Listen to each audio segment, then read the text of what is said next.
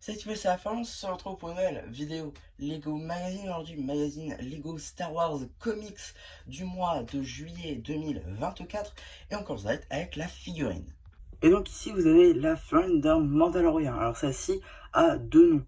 Selon Lego, il s'agit tout simplement d'un guerrier mandalorien. Et si on rejoint le canon Star Wars, il s'agira d'un Mandalorien loyaliste. Cette figurine n'est pas du tout exclusive, on l'a déjà vu en 2021 dans le vaisseau mandalorien de Bo-Katan, à l'occasion donc de la sortie de la 7ème saison de The Clone Wars.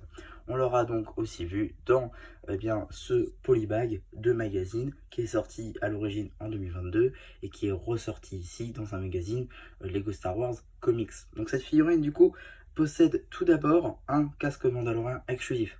Ça c'est plutôt sympa, on l'a pas retrouvé sur d'autres personnages ou sur d'autres variantes. Voilà, ça c'est exclu. Pareil pour le torse et pour les jambes. C'est pareil, c'est génial.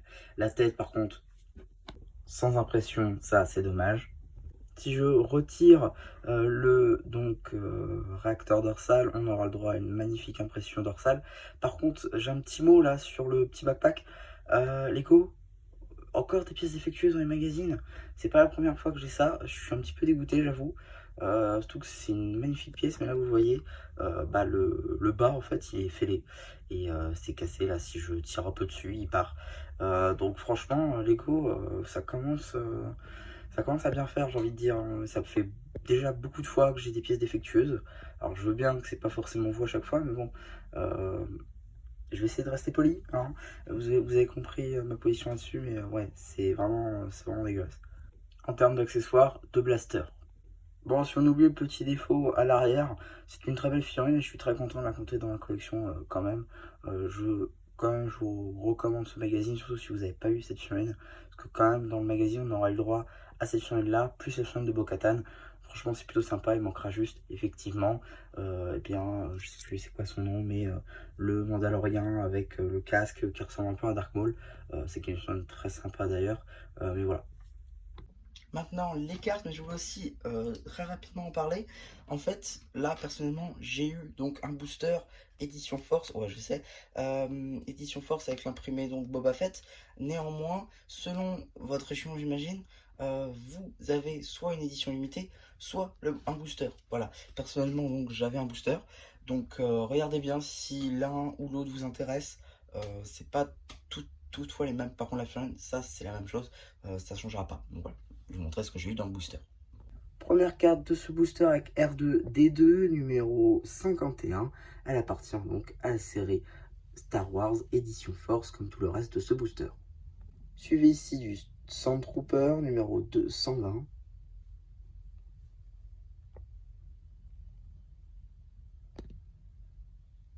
Carte personnage spécial des Inquisiteurs numéro 149.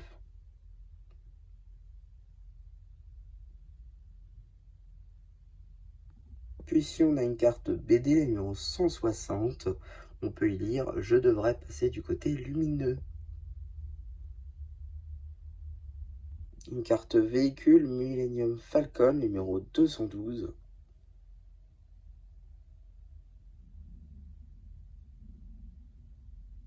Et enfin la numéro 246 où on peut y voir Yoda ainsi que l'empereur Palpatine.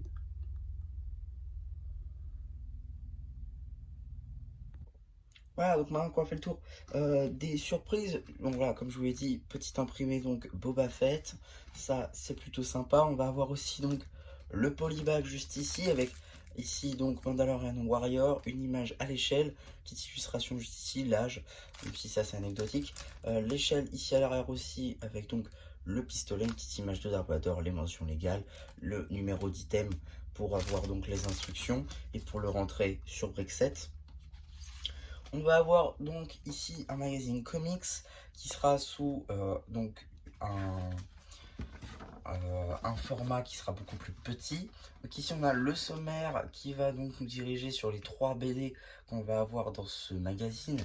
Plongée dans le noir, retour sur Kashyyyk, ainsi que les chasseurs volants. Donc ces 3 là vous les retrouverez sur la chaîne étant donné que ce sont de nouvelles BD personnellement que je les avais pas eu. Du coup vous les retrouverez sur la chaîne. Voilà, petite BD de 3 pages. Ensuite, je pense qu'on aura une grande BD Cette fois-ci, d'un peu plus de 10 pages. Non, non, moins. Tac, voilà. Et ici, petite BD là encore. Enfin, encore d'autres BD visiblement en supplément.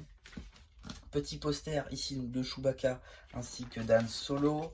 Petit poster cette fois-ci de Bo-Katan.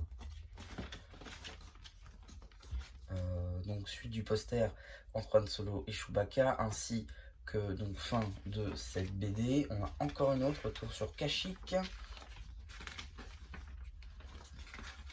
Voilà, c'est juste pour montrer un peu ce qu'il y a dedans, mais globalement les BD vous les retrouverez surtout sur la chaîne BD. Fin donc de la grande BD.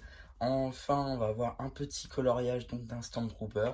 C'est plutôt commun maintenant dans les magazines comics.